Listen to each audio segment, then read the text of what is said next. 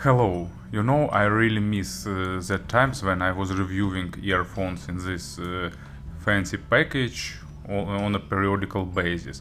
But today I have an opportunity to tell you about a pretty fresh model by Campfire Audio, and now it's true wireless earphones Orbit.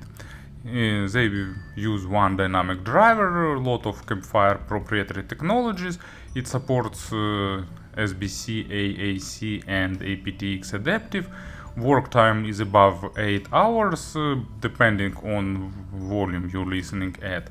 Case offers 30 additional hours of work, so in general model looks really promising. And price is $250, so it's on par with many other almost flagship models. So let's have a closer look. Package is really traditional and I like that reduced size. It's small, compact, basically back to the times when packages of Campfire Audio were really small. And inside we're getting this really tiny, super cute small box. On top we're getting earphones themselves in the case. Then goes two pair of foam tips, and if I remember right, also 3 pair of silicone. So let's open and see now. And here underneath we're getting extra pair of tips, of course Campfire audio pin, short booklet and short USB Type-C charging cable. So let's carefully open this. So actually 3 pair of foams and 3 pair of silicones, because third pair is installed on earpieces themselves. So as you can see, package and accessory set is really nice and cute. In terms of colors, it seems to me that they actually were inspired by some watermelon, because that pale brownish and yellow colors on outside, and inside you're getting this green. Now I really like that watermelon, so with this color. In general, as you can see, design is pretty nice.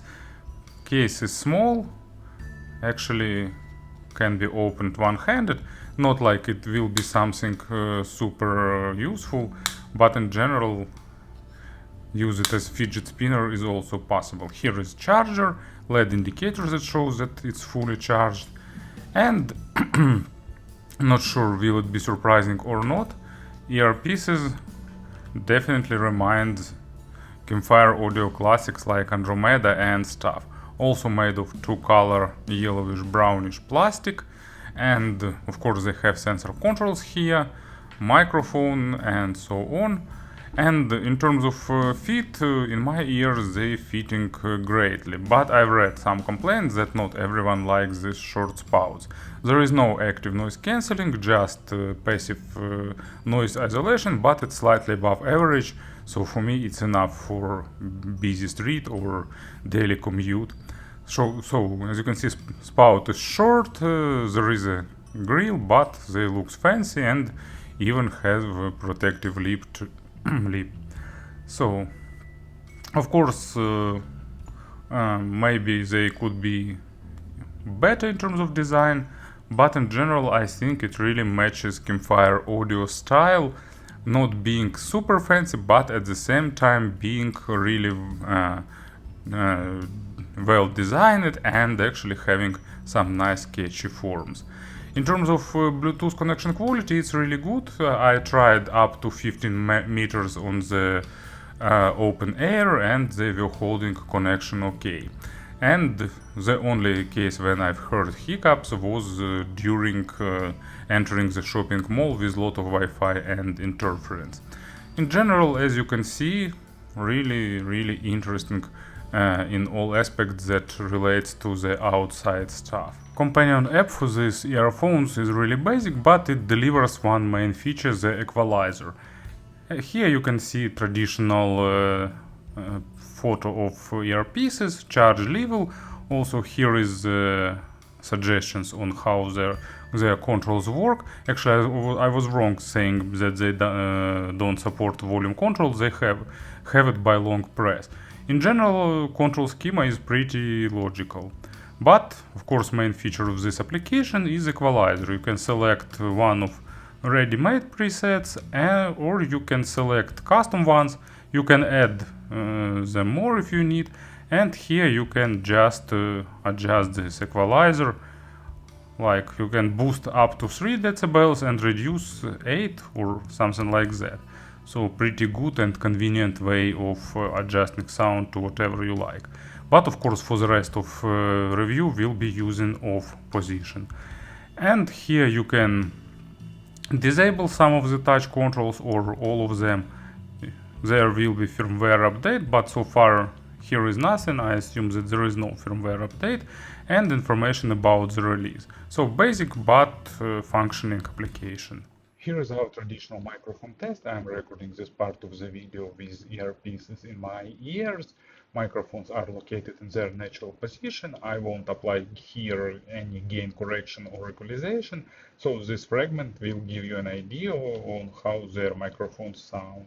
And of course about the sound, the most interesting part of this review, I suppose.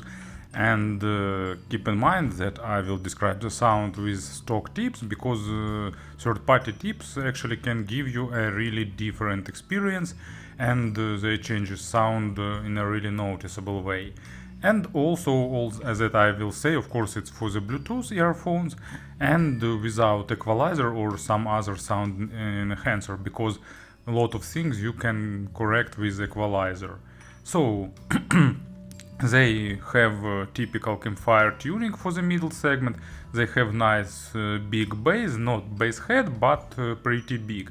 It goes to a good depth. The lowest depth, the deepest lows aren't perfectly controlled, but they're present enough to give you that sense of depth and sense of tightness, impact. Especially it's noticeable with electronic music. But the most noticeable part is middle bass. It's really well developed with good level of details and even slight hint of that tiny nuances in the bass that gives life to many instruments. But it also have good weight, and when necessary it delivers a nice punches. So really good balance between weight and speed here. They are not super fast, not super focused on the micro contrast or micro detalization, but at the same time sounds realistic, so pretty universal low frequencies if you like them accented. It's of course exaggerates the size of acoustic instruments, but that makes their sound usually even more fun. Low frequencies are controlled well, but in general, because of the noticeable accent, of course it shadows lower mids, just because it's unavoidable with big bass like used here. When track doesn't have a really saturated bass, actually low frequency stays in place and not bleeding onto mids. But for example, I will use like classical track that has really deep impacts, and actually it gives nice sense of shaking inside your skull. Not of course like some super bass head wired models, but still on a really pleasant level. And the rest of the track is also delivered nicely, building in a good contrast. Mid frequencies are like balanced. They're not focused on the micro contrast, but resolution is normal. They're not trying to boost something to make some accent, but at the same time they sound in general pretty musical and with a slight hint of warmth. Not too much, but a bit on the warmer side of things. It adds a bit more body for the instruments and vocals, especially male ones. So it's a matter of do you like this coloration or not. And surprisingly strong part here is actually staging, because they build imaginary stage like probably the best true wireless model I've heard, or one of the best, because there were some really good models here, but it's really spacious and with a really good size of instruments and vocals and other stuff, and even with nice depth layering. Not perfect, but for true wireless model it's really impressive. And mid-frequencies example, it's Black Hole Sun covered by Postmodern Jukebox. Really good, interesting arrangement.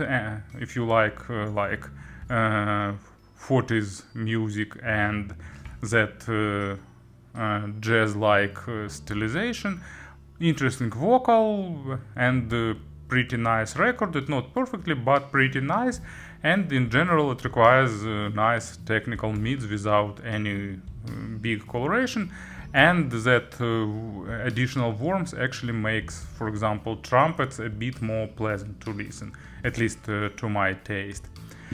And the treble area, it's good. It has maximum extension possible for the Bluetooth true wireless models. It's controlled really well, nicely balancing weight because of proper attacks and decays. Nice overtone saturation, not too energetic, but boosted to compensate the low frequencies and make sound more balanced. Nice saturation with basic overtones, but no, of course not comparable with something wired here. And example is They Dance Alone by Sting, and good track with lot of percussions, airness, typical for his records. He usually choose really great accompanying musicians, and this one of course is not an exception here.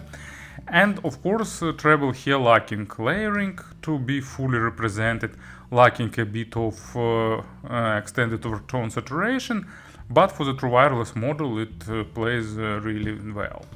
So, in terms of sound, if you like a bit warmer signature with pleasant bass and engaging upper mids and treble, like fun signature, it could be a really good option. And speaking about the comparisons, actually, you know, this is a really curious model, because in terms of sound, for me, they are a bit better than, let's say, Sony XM4, and maybe slightly even better than XM5, because for me their sound is more effortless compared to what Sony delivers. But difference isn't huge, and at the same time modern models deliver you a lot of quality of life features like active noise cancelling, transparency mode, and other stuff. So I really hope that at least they will receive some firmware updates that will allow you some advanced features. You know, in my opinion, there could be killer feature for the true wireless model when you can store some equalizer presets inside of the earbuds themselves and quickly switch it with some combination of taps or something like that. It would be much more useful than vast majority of features that added to modern models. Somehow there actually reminds me final audio model that I reviewed some time ago. Also no active noise cancelling or something like that, but at the same time they have their own charm and signature that stands out from the rest.